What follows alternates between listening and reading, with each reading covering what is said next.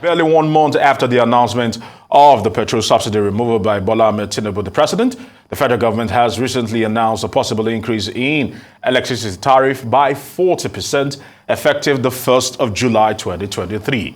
Now, the hike, according to the government, was in response to the surge in the pump price of petrol occasioned by the removal of the subsidy. Now, stakeholders such as the Manufacturers Association of Nigeria, MAN, and the Nigerian Labour Congress, the NLC, have flagged the proposed tariff increase, warning of a huge consequence on the consumers. Now, development analyst Ayobami Oyalowo joins us now to speak on how the twin factors of subsidy removal, the hike of the electricity tariff with the impact will actually impact the people. We will also be looking at the gains and the pains of these twin policies. I want to say good afternoon to you today here on Newsday. Good afternoon. Thank you for having me. All right, it's good to have you here today. And I must say that maybe we'll pick it up from our last discussion, Ayobami. And a lot of people have celebrated the president. Why are you like this? I just knew you were going to do this. A lot of people have been celebrating the president that is literally hit the ground running, and we're beginning to see changes happen. But if you look intricately, the common man is beginning to feel the bite time and time again, because this is not just even a double whammy in terms of the subsidy removal and also this particular tariff hike in electricity. Some have even said that when you put into context, when you put taxation into the mix, we are now, people like us that do pay our taxes are now paying more than we used to some few months ago. And it is biting hard on everyone. The average man right now is beginning to feel the pinch of this government. Talk to me about this. Explain the rationale behind all this happening all at once.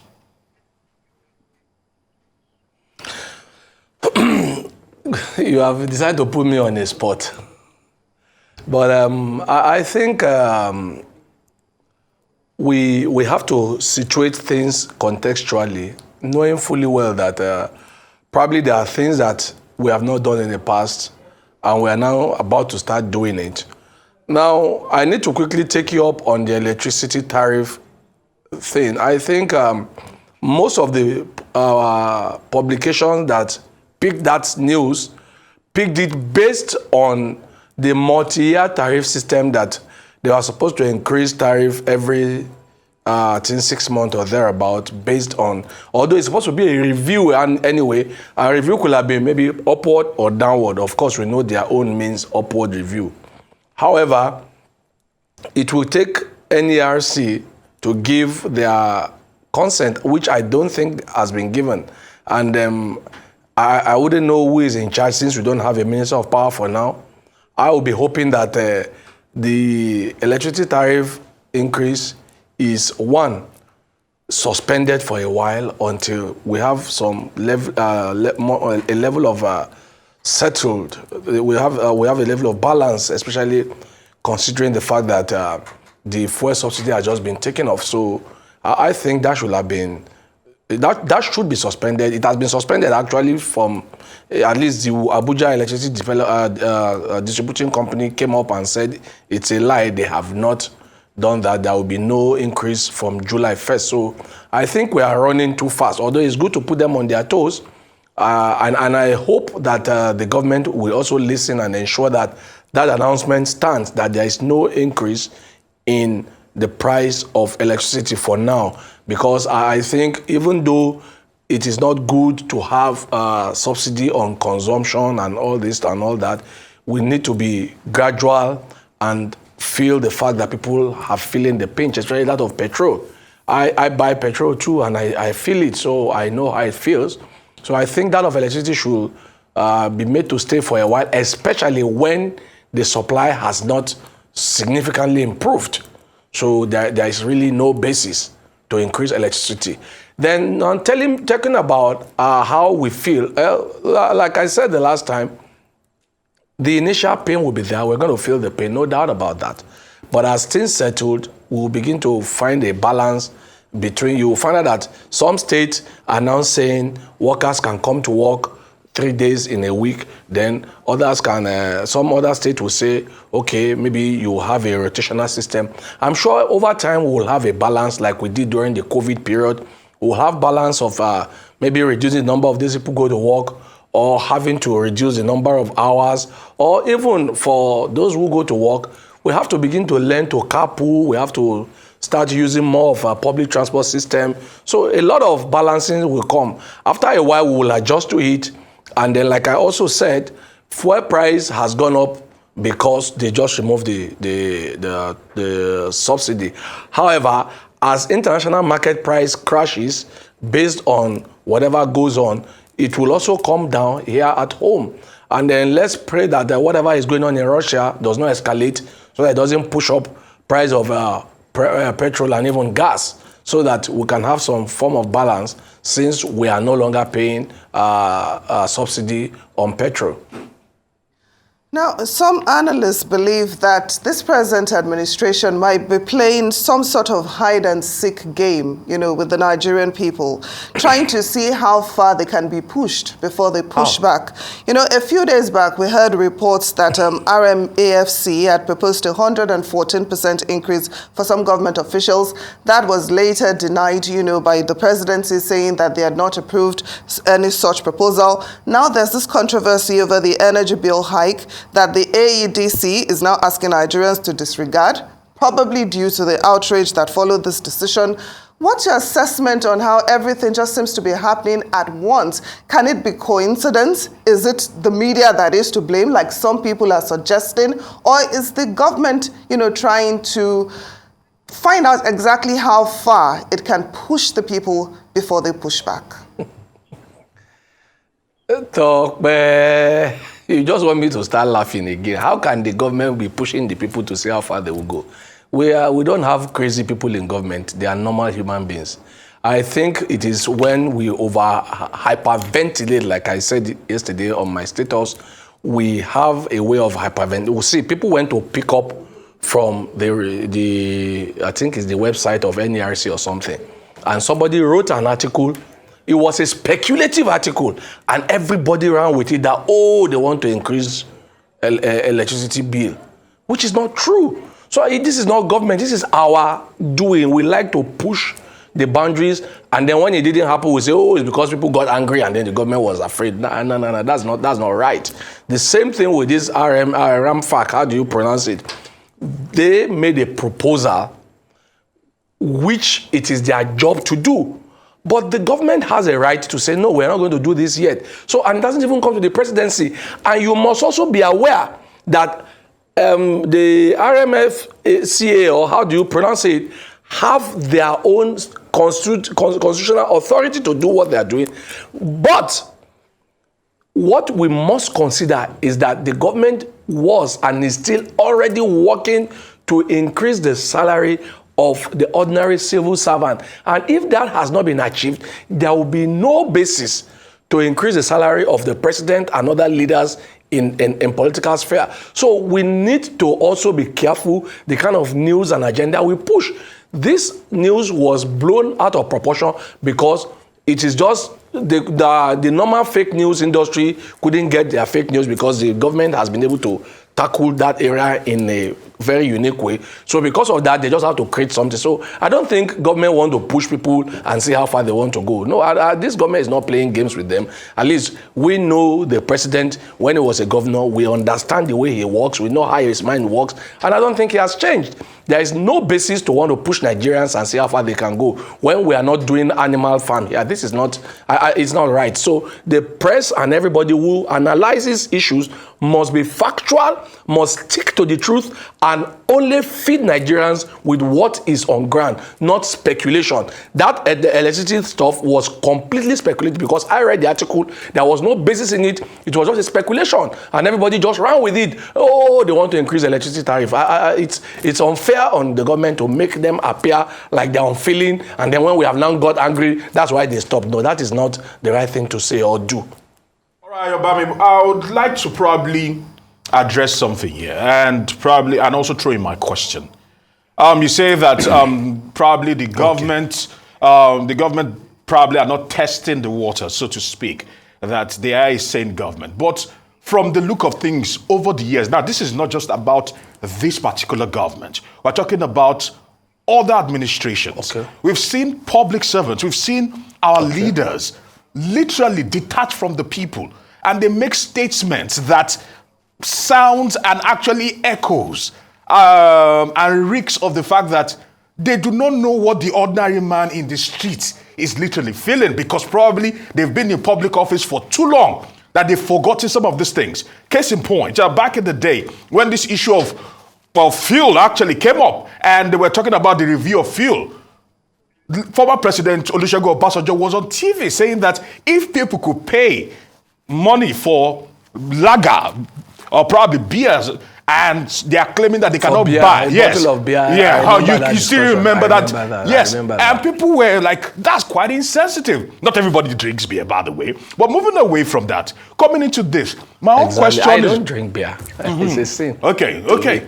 So now coming into the contemporary now, let's try to actually dimension it now. A lot of people have questioned that the government wants us to probably cut down. You mentioned carpooling and the rest of them. Some people are not okay with that because Lagos is not safe, or probably Nigeria is not as safe as so many people, or probably the contemporary Nigeria is not as safe as you think it is. So some people might not even want to entertain that. The government wants us to cut back. But when you look at governance and the amount the government takes to run government in terms of logistics, it is outrageous. They want us to cut back, but they themselves are not leading by example. Is that fair to Nigerians? No, you have made a salient point. Government has to be fair to her people. And while I'm not going to be speaking for government of the past, I also have my own bones to pick with the former President Obasanjo. I remember when that bomb blast happened in Ikeja. I remember his insensitive statement also to people who were around there crying when he said, I don't have to be here. So some people can be very insensitive at times, and for that, Nigerians must understand that we have to deal with such things. However, coming to the present government, I am a bit more at home with this particular government, and I'll tell you why. We are for the first time having a Democrat who has no military background in any manner, who has always been a Democrat. And if you remember, even as a governor, he had this kind of continuous battle with this same president that you mentioned in the past. So I think he's more sensitive to the yearnings of the people. And if you see the way he has been talking, I don't know if you watch that 9 minute 30 something seconds video where he made a passionate appeal to the governors to ensure that they go out and find lasting and very concrete solution to the fuel subsidy and palliative that we've been saying. He made that appeal, and when you watch that man speaking, that is the President Bola Ahmed Tinubu, you can see a man speaking from his heart. You can see a man who actually understands that, look, Nigerians are in pains, but my job as a father of the nation is to assuage their pain and find solution. Yes, we've had insensitivity in the past, but I think we are in a new era, and we must give them the right or the opportunity to prove us wrong or right. So I would not want to judge a government that is just a month in office and has been working. And if you remember the last National Economic Council meeting that was held, the Vice President was tasked specifically to ensure that he worked with the governors and come with a blueprint that would impact positively on the life of the poorer Nigerians and the poorest of the poor. So I want to give them the benefit of the doubt so that we don't begin to use the same stick that we have used to berate the insensitive people in the past and then start unnecessary battle with a government that looks like it's more friendly and more people oriented. So we must give them that opportunity to either prove us wrong or prove us right. That would be my own position. I will just look at how they are moving, and then after some time we can now come to a conclusion, okay, their moves have been sensitive and they've been very honest, or they've just been playing games with Nigerians. But I think it's going to be the former. Okay, so I have a two-in-one question for you. You know, you said that the vice president has been tasked on coming up with a blueprint, you know, to alleviate the sufferings of Nigerians. But I'm wondering, you know, shouldn't this blueprint have been developed before fuel subsidy was removed? That's the first question. Then the second one, earlier you said that the presidency is already working on increasing the salary of civil servants. But what about those that are not in the civil service? The artisans, the small business owners, the taxi drivers, so many people that have all been affected, by these decisions taken by the federal government. How will their own sufferings be alleviated?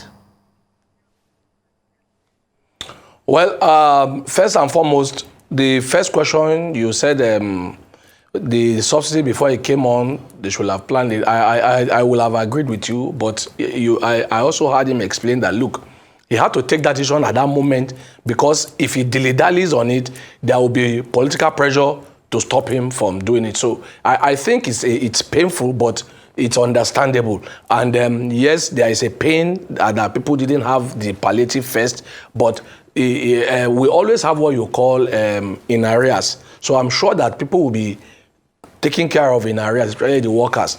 Now, dovetailing that into your question of the artisans and the other people, yes, there are other ways we can touch their lives. The immediate past government started a process that did not complete. So maybe they can continue that process and finish it. That is trying to use gas to power so many other areas of our lives in terms of using gas to power our cars, power generator. And some states, because I keep telling people, the state must be involved fully. We can't dump everything on federal government. Now, state governors and everybody must come out with clear ideas on how to touch the life of the poor, especially in terms of transportation. Because if you can deal with transportation, then you will reduce the pain on the people. So state government must come up with all manner of system where people use more public transport than private transportation. And if you are able to do that, you will reduce the stress on the other people who are necessarily not workers, because moving from point A to point B is one of the biggest way that we spend money on, that this subsidy thing will affect our people. So if various state government can come up with creative ideas, I know the Lagos state government have started, clearly they've started this new system of using non-fuel buses. I think they're electrically powered buses, and so other states must key into this, look for ways to ensure that we are moving people from one point to the other without necessarily using their personal cars.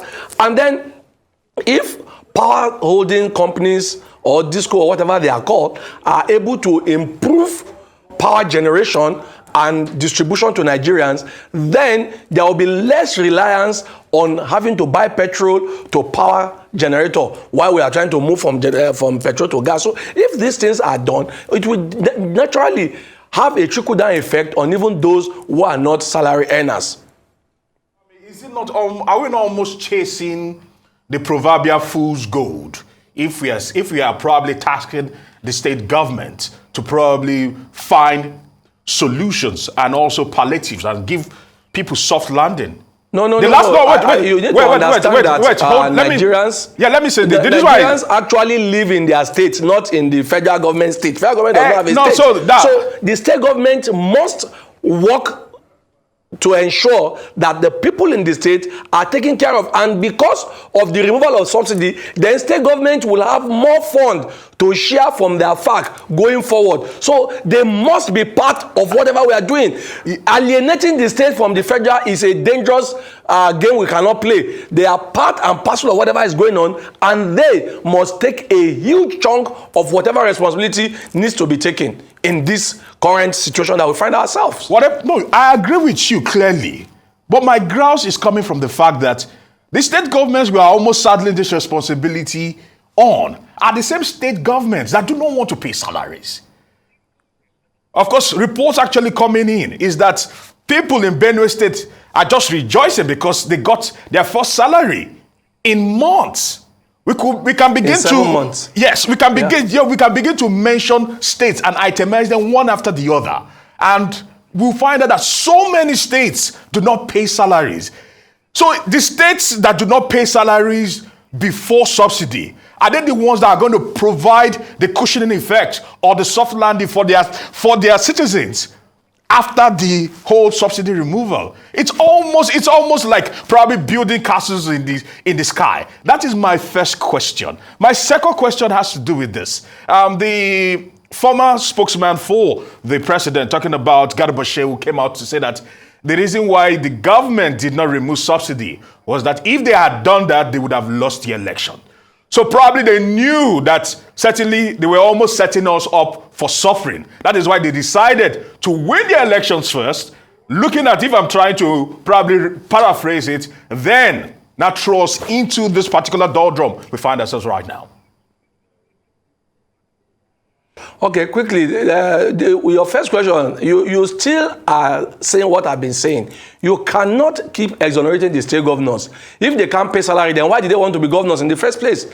Maybe you should go back and check how much is shared. Let me quickly give you a little breakdown. From FIRS alone, if you are going to share, let's say, 10 naira, state government will take 8 naira 50 kobo. That means 85% of it goes to state and local government. So I don't know what excuse you are trying to make for the governors. If they can't do their job, then they should not even contest to be governors. Like I keep telling you, Nigerians live in states. Every state must look for solution to solve the problem of the people that live in their states. It's not a federal government issue. And like I also told you, because there will be no longer subsidy, they should have more money to share. And don't also forget, if you continue to talk about this subsidy that government set us up, because now I'm going to the Garba Shehu question that you ask.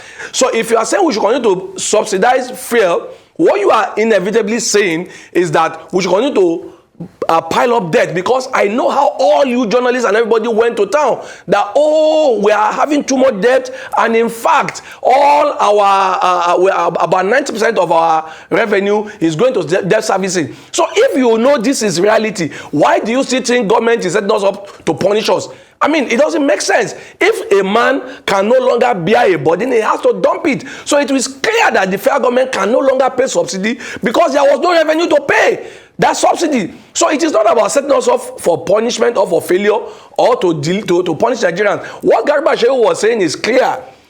Garba Shehu happens to be my boss, my elder, and someone I respect greatly. And I took my time to read what he was saying. I saw that the headline that many journalists gave it was not what the man was trying to convey. What he was saying is that, look, President Buhari has removed some other subsidy, fertilizer subsidy. He mentioned all the subsidies they have removed. He said, but you can't take everything out at once. That he had to leave some for other people to do. So I don't know why everybody now make it look like Garba Shehu was saying what he wasn't saying. He was only saying that there are level of subsidy that President Buhari has removed when he was in government, and they cannot dump everything on President Buhari. So some other people must come in and do their own bit, which is what has now happened. So I read the statement by Garba Shehu, and it makes a lot of sense that you remove fertilizer subsidy, you've removed some electricity kind of subsidy, so you cannot remove everything over the time. You have to, like, just like the example I gave earlier on, that because subsidy has been removed, maybe the electricity tariff that is naturally imputed into the original plan of creating this disco can be suspended, not because it is not the right thing to do, but even though it is the right thing to do, it may not be the right time to do it. So that is what Garba Shehu was trying to explain, and that's what I'm saying. Yes, there was subsidy to be removed, there was no more fund, so you have removed one. Let people at least get used to this one first before you do the other one. You want to do a surgery for a man, he has a knee problem, he has eye problem, he has leg. You cannot do the surgery at once. You will take the critical one, do the first one. When he's healed from that one, you now go to the theater, take the other one. That's what the government has been doing. You can't take off the subsidy at once. That's what I'm trying to explain, and that's what Garba Shehu also tried to explain. But the question is, before, as at the time they suspended the fuel subsidy removal just before the elections, this was not what we were told. This was not what the Minister of Finance said. This is not what the Minister of State for Petroleum said. Now they are coming out with the sincerity of heart concerning this fuel subsidy. As at the time, this was not what was said. My own question is stemming from the sincerity of government towards its people, not the fuel removal, the subsidy removal at all. Well, like I answered you earlier on, I am not here to talk about past government. I'm here to talk about the present government. And I have said they have shown sincerity from the day they started. And me as a human being, and I expect most Nigerians, of course not everybody will reason the way we are reasoning, but most people will reason that, look, give them a chance to prove that they are sincere. And from the speeches the president has given since he assumed office, he has shown some level of connection with Nigerians and a huge level of sincerity. So why will I use some Obasanjo or whatever old president to now come and judge a man who has just spent 1 month in office. I don't think that is fair. If we are looking at it, today is exactly 1 month and 1 day that he became the president. So there's really no reason for me to begin to question his sincerity when he has not given me any reason to doubt his sincerity. We have to give him a while to now know that, okay, you were lying from the beginning. You are just playing games with us. But for now, we have no reason to come to such conclusions. So I understand where you are coming from. I know we've had in the past where government play games with us, but I think maybe we've had military people then who do that kind of thing because of their training. Now we're having a non-military president, and we should give him the chance to prove that he's truly a Democrat that we believe he is. So for me, that's the way I'm going to look at it. I won't judge him based on the yardstick of somebody in the past. I will judge President Bola Ahmed Tinubu based on whatever he does since he has assumed office. I'll give him the normal 100 days, 3 months, 6 months. Then you now begin to judge, not just 28 days in office. I don't think it's fair to start judging the man and start saying he's insincere, he's playing games with Nigerians. No, I don't think so. Mr. Ayobami Oyalowo, a development analyst who has been speaking with us on the pains and the gains of some of the decisions that have been taken by the current administration.